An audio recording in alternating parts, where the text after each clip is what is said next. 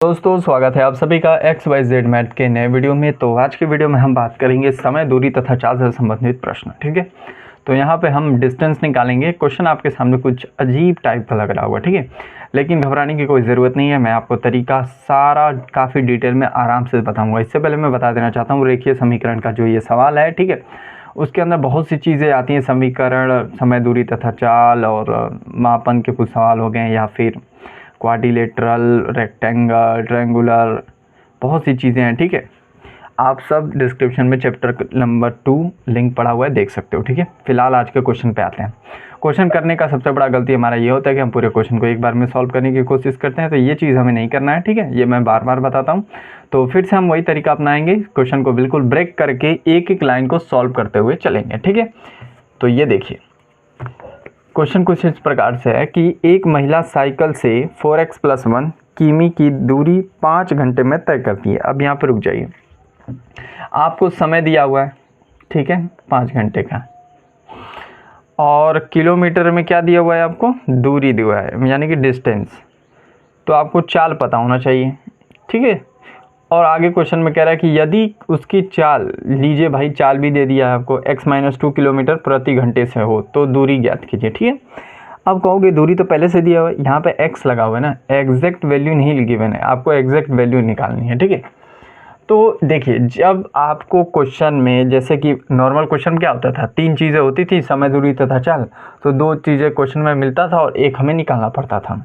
लेकिन जब भी आपको क्वेश्चन ऐसा बन जाए कि आपको तीनों वैल्यू गिवन हो, लेकिन उसमें एक चीज़ आपको मिसिंग करके देगा, क्या, या तो क्वेश्चन में x लगा देगा, y लगा देगा, z लगा देगा, कुछ भी मतलब नंबर्स लगा देंगे। ठीक है, तो यहाँ पे लेटर लगा देगा, जिससे आप एग्जैक्ट वैल्यू नहीं बता पाओगे और आपको एग्जैक्ट बताना होगा। ठीक है, तो इस कंडीशन में हम करते क्या है, जो हमारा फॉर्मूला होता है ना, ठीक है, समय, दूरी तथा चाल में किसी भी फॉर्मूले को उठा लो, ठीक है, उसके ऊपर सारे वैल्यू को हूबहू लिख दो। ठीक है, और वहाँ से x का मान निकल के आ जाता है, और जैसे ही x का मान निकल के आ जाएगा तो जो चीज़ आपको पूछेगा उसमें x का वैल्यू पुट करके वैल्यू निकाल सकते हैं। ठीक है, तो यहाँ पे फॉर्मूला हो जाएगा चाल इक्वल टू, मैं चाल वाला फॉर्मूला लेता हूँ, डिस्टेंस अपॉन में टाइम। ठीक है, ये वाला फॉर्मूला ले लेते हैं, और जो जो वैल्यू आपको गिवन है आप लिखिए। ठीक है, तो देखिए चाल सबसे पहले यहीं पे सॉल्व करते हैं। चाल मुझे गिवन है x-2 का इज इक्वल टू डिस्टेंस कितना है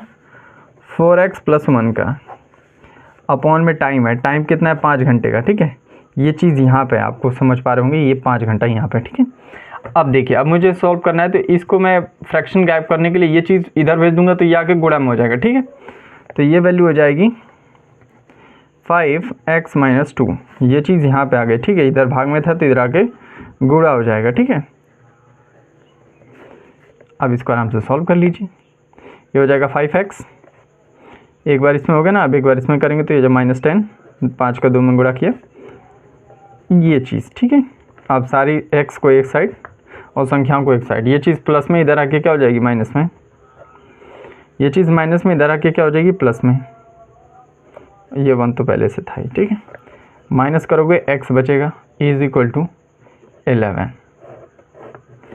तो x का मान आपका आ चुका है 11। ठीक है, आपसे पूछा क्या है, दूरी, और दूरी क्या थी आपका 4x+1, तो डिस्टेंस इक्वल टू 4x+1 था, और x की वैल्यू मुझे पता है कि 11 है, यहाँ पे आ चुका है। ठीक है, तो बस इसको वैल्यू पुट करके निकाल दीजिए। जो भी पूछा है आपको, चाल पूछेगा तो चाल में पुट करके निकाल देंगे। ठीक है, ये हो जाएगा आपका 44+1 यानी कि 45, और चीज़ें किलोमीटर में है तो किलोमीटर। ठीक है, ये हो जाएगा आपका आंसर। तो आई होप आपको ये क्वेश्चन समझ में आया होगा। तो आज के वीडियो में बस इतना ही रखते हैं, मिलते हैं अगले वीडियो में, तब तक के लिए पढ़ते रहिए। अगर वीडियो अच्छा लगा हो तो प्लीज़ लाइक और चैनल को सब्सक्राइब कीजिएगा।